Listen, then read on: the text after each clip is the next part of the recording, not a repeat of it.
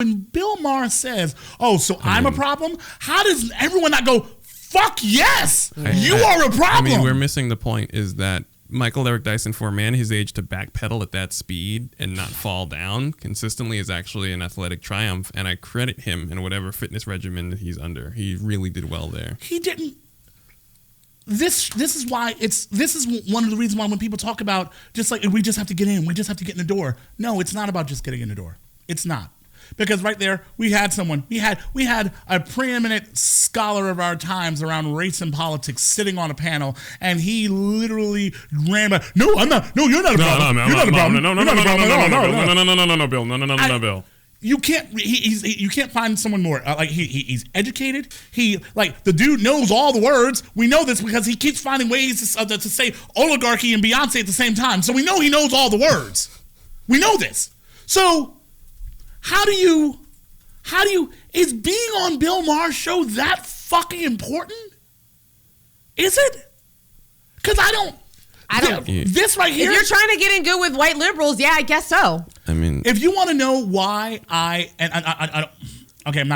doing it. Yeah. If you want to know why I'm so hyped about how Melissa handled MSNBC. Yeah. It's because of shit like yes, this. Thank you. Because Melissa was like, fuck this shit. I'm out. You don't respect me. I'm not going to be sitting here co-signing your bullshit. I'm done.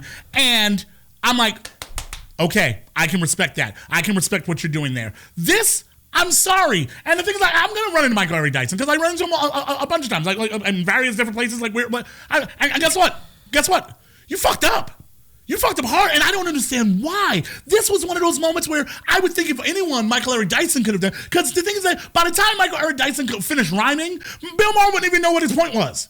Michael Eric Dyson would be like, you don't understand the potency of the efficiency of the blackness, and like just like Tupac said, I get around. Beyonce said we have to get information. So you have to understand that in this situation that we are in formation, and that is why we have to do the things that we are doing here, my brother Maher. Like he could have gone there. He could have dropped a hot 16. Mm-hmm. And I'm like, the thing is, I would have laughed. I'm like, goddamn, Michael Eric Dyson, but I would have been good. Mm-hmm. This bullshit, just like Chris, I'm just like, it's like you're seeing it. You can't walk the line. You can't walk the line of coddling white people and fighting for black liberation. I'd argue Chris Rock walked the line and did it poorly. Michael Eric Dyson just straight up ran away from it.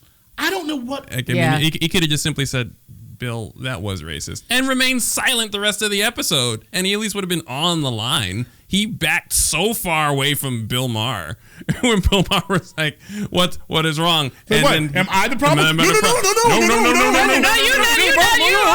great. Oh, please, can I come back on your show? Pretty please. Why are people still watching this man? My heart.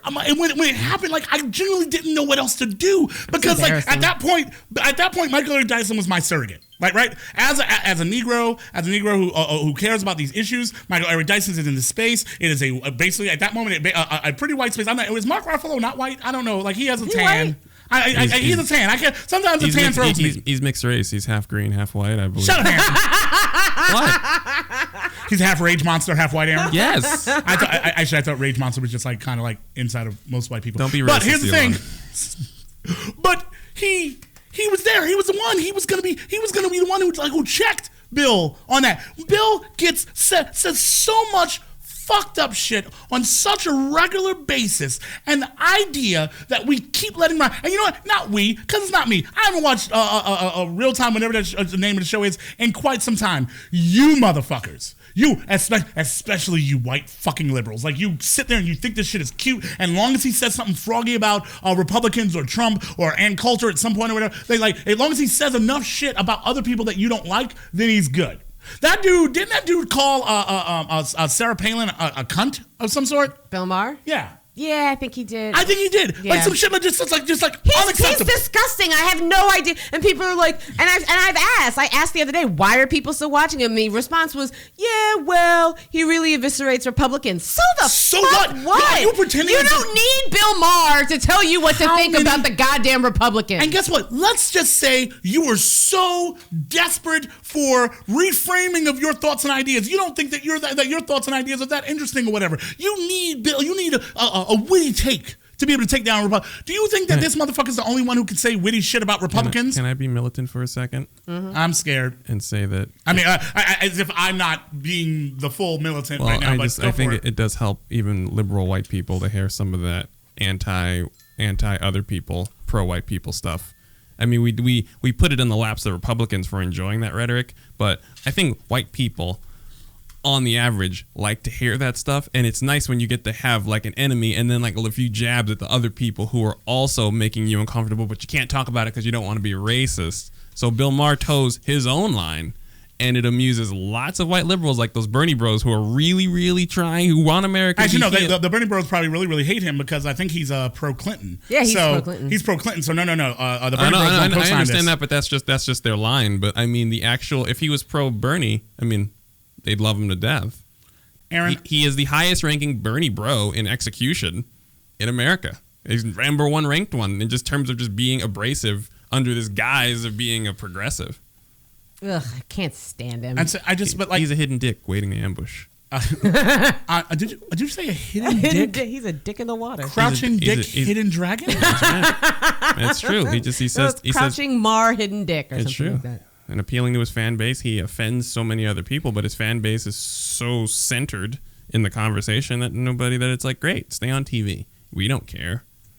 The fact that more people weren't freaking the fuck out over this shows me that apparently no one gives a shit. No one does. That Bill Maher says all types of froggy, really fucked up things. No one gives a shit about that. And you know what? I can almost accept that, but I will admit, and maybe I'm being unfair to Michael Larry Tyson. Maybe I am, because in my mind I'm just like, you can't be dude. I know you know, of all the people on that panel, I know you know better. All of them, you know, you're the one who understands that this is pure bullshit what he's saying. Even if you disagree, like the thing is because he was trying, he made sure not to go ham and shit on Black Lives Matter completely. He was like, Mo, you have to understand, blah, blah. But then he gave a critique in the middle of it, and at the end of it, and I love Hillary Clinton. Like, dude, I'm gonna need you to stop shilling for a minute and talk about the goddamn issue at hand, because that was not. Is he the problem? Yes, Bill Maher is a fucking problem. He's been a problem ever since he said, "Oh, I voted for the black guy, not the white guy," because he wanted President Obama to go bust caps in Republicans' asses. Right. Fuck you, Bill Maher. He said that.